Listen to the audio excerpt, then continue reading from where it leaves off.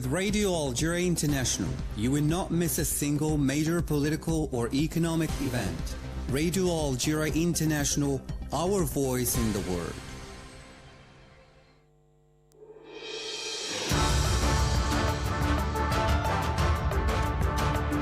This is the English service of Radio Algeria International. It's time for the news.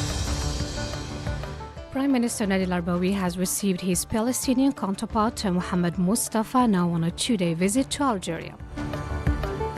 And Foreign Minister Ahmed Attaf has received here in Algiers Deputy Minister of Foreign Affairs of Russia and Special Representative of the President of Russia for the Middle East and Africa, Mikhail Bogdanov.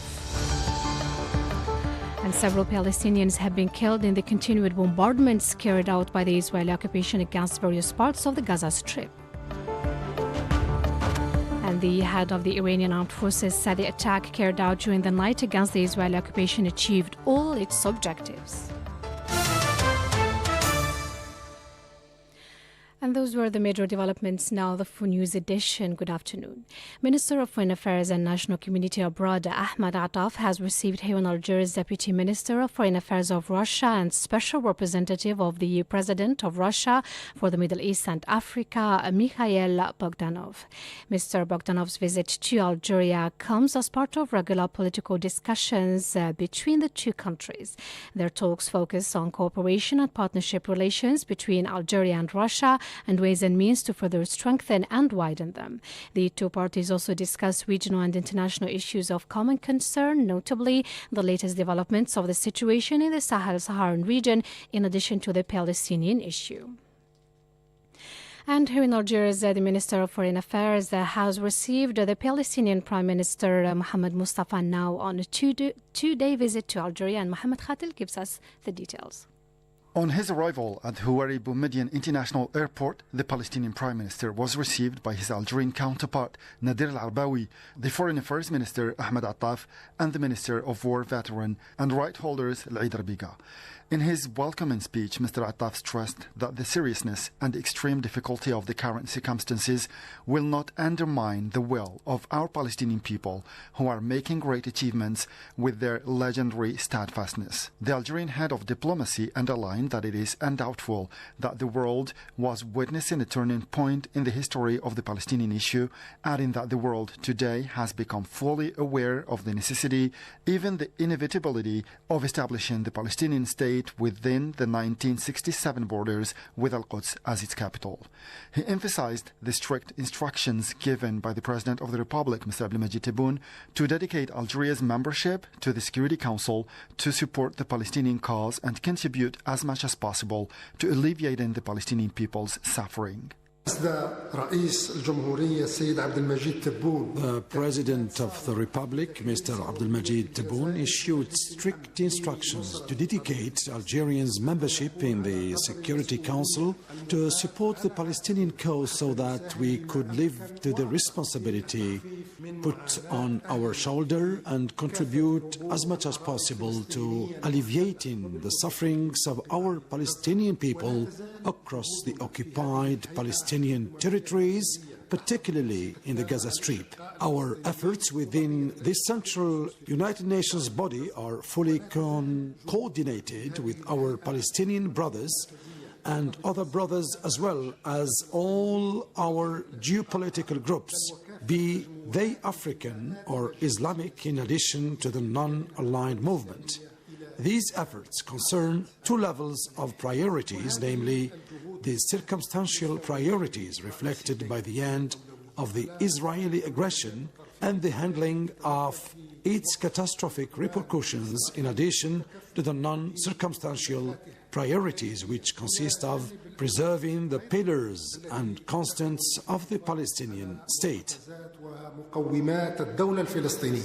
That was the Minister of Foreign Affairs and the National Community Abroad, Mr. Ahmed Attaf.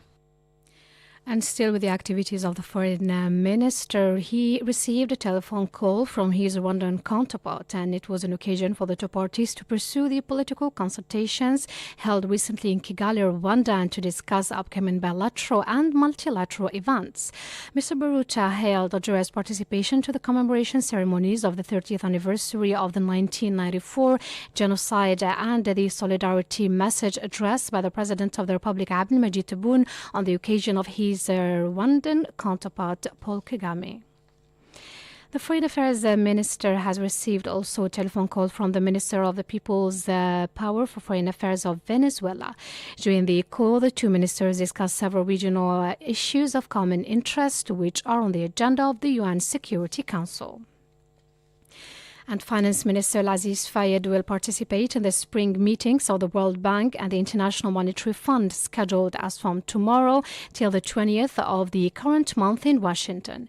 A statement released by the Ministry of Finance indicated that as part of his international commitments, the Minister of Finance, in his capacity as governor for Algeria with the multilateral development banks, will lead a delegation to participate in the meetings of the World Bank Group and the IMF, scheduled for Washington, D.C. And to the Middle East now, several Palestinians have been killed in the continued bombardments carried out by the Israeli occupation against various parts of the Gaza Strip. The news agency Wafa said that 10 people were killed and at least 20 others wounded after several houses were today hit by the Israeli warplanes in Nusayrat, in the central part of the enclave. Several other houses were also targeted by the Israeli warships west of the central area of Deir el-Balah, as well as Khan Yunis in the southern part of Gaza. And Iran's Revolutionary Guards have launched a vast drone and missile attack against the Israeli occupation in retaliation to the numerous crimes committed by the Israeli occupation, notably the latest attack on the Iranian consulate in Damascus, Syria. Miriam Barshi has the details. Iran state television announced that in response to the killing of a group of Iranian commanders and military advisors in Syria, the Islamic Revolutionary Guard Corps Aerospace Force fired dozens of missiles and drones against the Israeli territory. Meanwhile, the head of the Iranian armed forces said the attack carried out during the night against the Israeli occupation achieved all its objectives, stressing that no urban or economic center had been targeted by Iranian drones and missiles. Iranian General Mohammad Bagheri said the Iranian operation called Honest Promise was successfully carried out. He highlighted that the two sites targeted by the attacks were the intelligence center that provided the Israeli occupation with necessary information for the strike that destroyed the Iranian consulate in Damascus on April 1st, as well as the Novatim airbase from where the F-35 planes took off to bomb the Iranian consulate. He said these two centers were significantly damaged and put out of service, assuring that Iran has no intention to continue this operation unless the Israeli occupation takes action against the Islamic Republic of Iran, whether on its soil or in the centers belonging to Iran in Syria or elsewhere. Iran said in case the Israeli occupation retaliates, Iran's next operation would be larger than this. Iran's official added that the Iranian authorities sent a message to the United States warning that if they cooperate with the Israeli occupation for their next possible actions, their military bases will not be safe. The commander of the Revolutionary Guards, Hossein Salami, for his part indicated that the operation carried out at night could have been bigger. And meanwhile, Iran's permanent mission to the United Nations has said that the military action carried out against the Israeli occupation was based on Article 51 of the UN Charter relating to self-defense, and that it constituted a response to the deadly Israeli attack which targeted the Iranian consulate in Syria. Majid Mila has more. According to the news press agency IRNA, the Iranian mission made the remarks as it provided details on its large-scale missile and drone strikes launched against the Zionist entity in retaliation for its April 1 attack on the Iranian consulate in Damascus, causing the killing of 7 Iranians, including 2 veteran commanders. It added that the attack on the Zionist entity could be considered completed. However, if the Zionist regime makes a new mistake, Iran's response will be more severe. The Iranian mission warned that the United States remain aside, stressing that the conflict involves Iran and, as he put it, the Israeli rogue state. It went on saying that if the United Nations Security Council had condemned the Zionist aggression against Iranian diplomatic missions in Damascus and subsequently tried its perpetrators, it might not have been necessary for Iran to punish the aggressor. The Iranian Revolutionary Guard said in two separate statements that it had launched dozens of missiles and drones and successfully struck and destroyed important military targets belonging to the Zionist army in the Palestinian-occupied territories in response to its numerous crimes. The IRGC also warned that any threats from the United States and the Zionist entity would be met with a reciprocal and proportionate response from Iran. And Iran's strike launched against the Israeli occupation in retaliation for the Israeli attack on its consulate in Damascus 10 days ago, killing 7, including 2 top commanders, continues to arouse international condemnation. Mohammed Khatel has more. The UN Secretary General Antonio Guterres has called for an immediate cessation of the hostilities shortly after the launching of hundreds of drones and missiles by Iran towards Israel. The UN chief urged all parties to exercise maximum restraint to avoid any action that could lead to major military confrontations on multiple fronts in the Middle East, adding that neither the region nor the world can afford another war. Russia also expressed its extreme concern over the latest and dangerous escalation in the region. The Russian Foreign Ministry also called on all parties at issue to show restraint after Iranian strikes on Israel, urging the states of the region to find a solution to the existing problems through political and diplomatic means. For its part, Qatar voiced its deep concern and called on all parties to stop the escalation and to exercise maximum restraint. It also urged the international community to take urgent measures to diffuse tension, adding that it supports efforts to achieve regional and international security and stability. The Saudi Foreign Ministry called on all parties to show maximum restraint and to spare the region and its inhabitants the danger of war. The Saudi Foreign Ministry called on the occasion on the UN Security Council to assume its responsibilities in maintaining international peace and security. Egypt, in turn, called through its Ministry of Foreign Affairs for maximum restraint, adding that it is in direct contact with all parties to the conflict to try to contain the situation, warning against the risk of regional expansion of the conflict. China also expressed its deep concern about the worsening situation in the Middle East and called on the parties concerned to exercise calm and restraint in order to avoid a further escalation of tensions. 14 hours, 44 minutes. Algiers time is listening to Radio Algeria International. And Jordan, Iraq and Lebanon have reopened their airspaces after closing them over Iran's unprecedented drone and missile attack on the Israeli occupation. Jordan State TV on Sunday today said the country had resumed the air traffic operations and Lebanon said its airport to resume its activities after the overnight closure. Iraq's aviation authority, for its part, said security risks had now been overcome. And the United Nations Secretary General Antonio Guterres has hailed the official creation of the Presidential Transitional Council in Haiti, while calling on the parties to the conflict to get involved with transitional governance.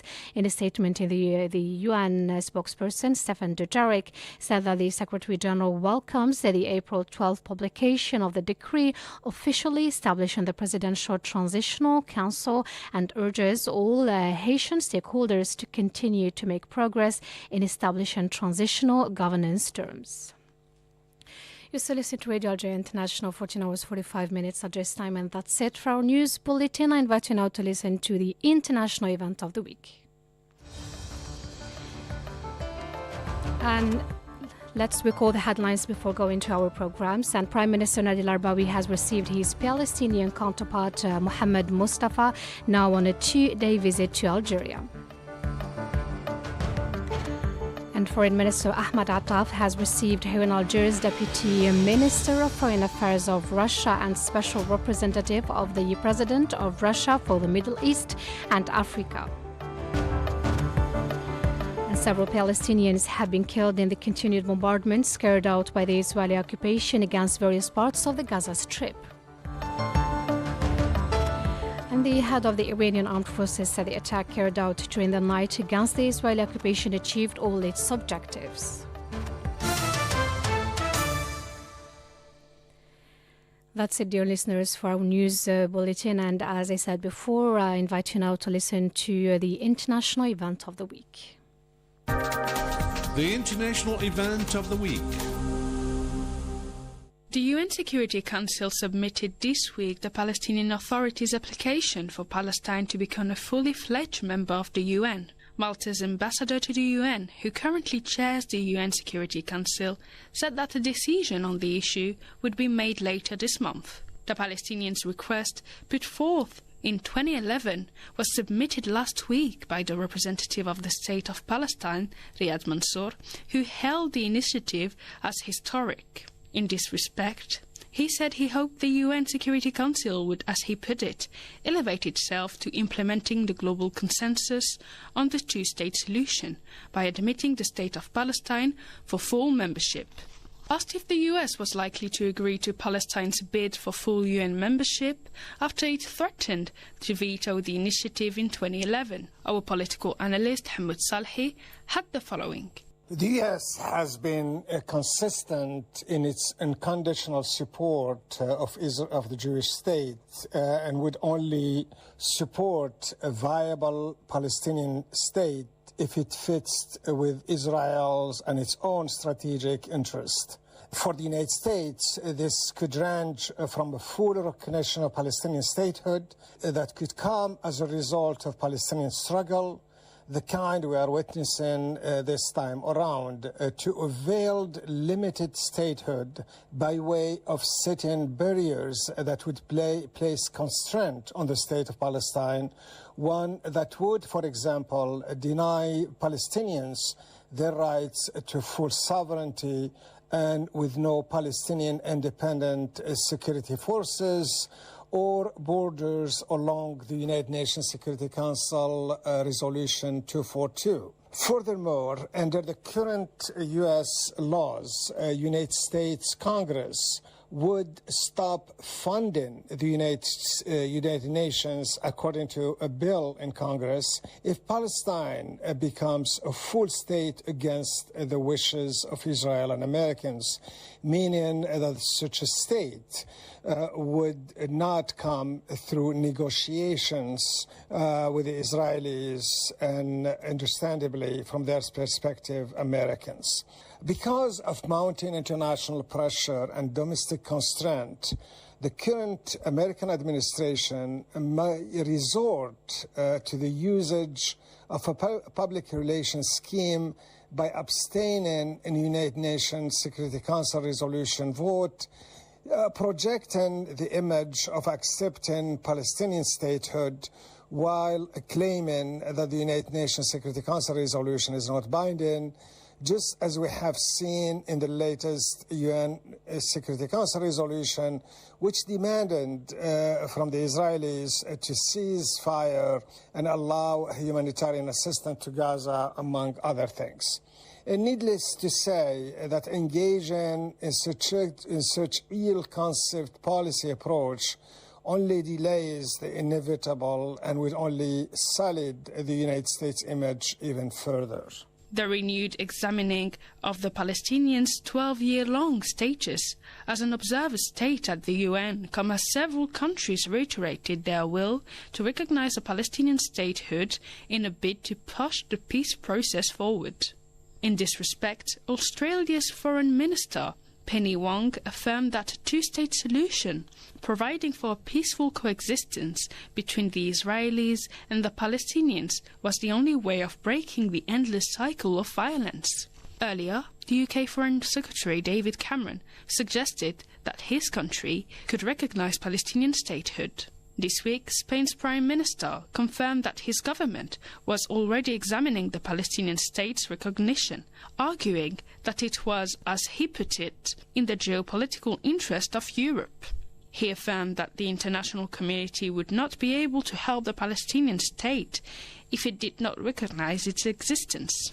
Asked on whether the recognition of a Palestinian state, which has been approved by 140 countries so far, had become inevitable, our political analyst Hamoud Salhi had the following. The Palestinian state is clearly becoming an inevitable issue, but we should be cautious of who is the messenger. Clearly, when Algerians speak of the inevitability of a Palestinian statehood, this resonates as the right things to do. A free, independent and viable Palestinian state is what the Algerians are calling for. The same thing what the Palestinians have strived and are calling today, and they have done so with their struggle to achieve for several decades now. But don't be misled. What the Americans, the Zionists and European media are reporting. A Zionist liberal media outlet called 2 months ago for the United States and Israel to recognize Palestinian statehood. It was, as the paper claimed, for strategic reason.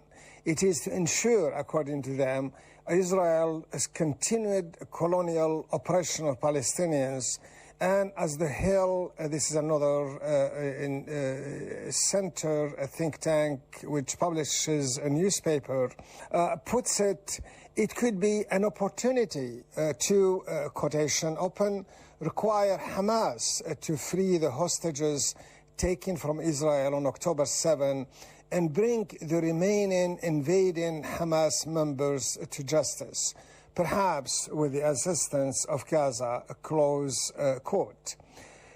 Note the clarity of the narrative. According to this reasoning, Hamas is now an invading entity and Gaza a supporting of Israel. Or consider when Anthony Blinken began in early January this year to look for options. President Biden, not to be left alone or behind, did not hesitate to design the framework of such Palestinian states. As Barghouthi, leader of the Palestinian Initiative, properly puts it, Biden's state is simply another Batristan with no sovereignty and no rights. Yes, Palestine deserves statehood, one that serves Palestinians, recognize their legitimate sovereign right with full membership, nothing else. This week, the Israeli army pursued its attacks on the Gaza Strip, causing more casualties and chaos in the devastated enclave. In this connection, the deputy spokesman of the UN Office for the Coordination of Humanitarian Affairs, OCHA, Jens Lurker, affirmed that the Israeli authorities had blocked more food than other aid destined to Gaza. He denounced on the basis of last month's statistics the restriction imposed by Israel on the humanitarian convoys, preventing them from reaching the northern part of the Palestinian enclave, where 70% of the population face famine conditions. The UN Humanitarian Agency spokesman recalled that the obligation lies with Israel, as the occupying power of Gaza, to facilitate and ensure the population access to humanitarian aid.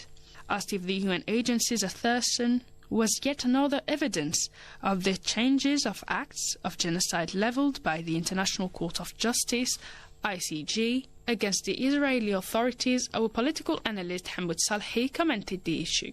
This is done by design.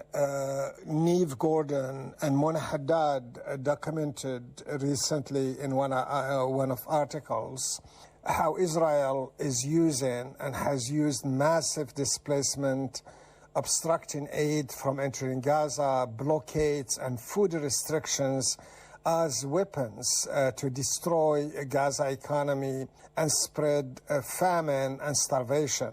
Just in the past 6 months, the two authors noted that the number of trucks entering daily to Gaza declined from 500 before October 7 to 112. 1/3 of the agricultural land in Gaza has been destroyed, along with 20% of the greenhouse and 70% of the fishing vessels in the Gaza Strip. they're all destroyed. What is alarming is that Israel has historically controlled the production of food in Gaza and what goes in and out Gaza with the intent of subjecting Palestinians to malnutrition, starvation, and slow death, according to several reports. A Harvard professor noted recently that Israel makes no attempt at concealing its policy of food restrictions to Gaza. The professor cites a cable sent from the U.S. Embassy in Tel Aviv to the State Department on October 3, 2008. In that cable reads, Israeli officials confirmed to the embassy officials on multiple occasions that they intend to keep the Gaza's economy on the brink of collapse and without quite pushing it over the edge, as quoted in the article by the Harvard professor. Further alarming is that these practices are all documented in so many UN reports, including the 2009 Gladstone report, the 2008 Mitchell report, and other. It is no surprise that Ashes reaches that conclusions today and now. Let's recall that major rallies were held across Europe and elsewhere to press for a ceasefire in Gaza. According to the UN, hundreds of thousands of civilians have been killed, and almost 70% of Gaza's territory have been devastated by Israel's war. إذاعة الجزائر الدولية تنقل إليكم صوت الجزائر، تضعكم في الصورة وترسم لكم الطريق.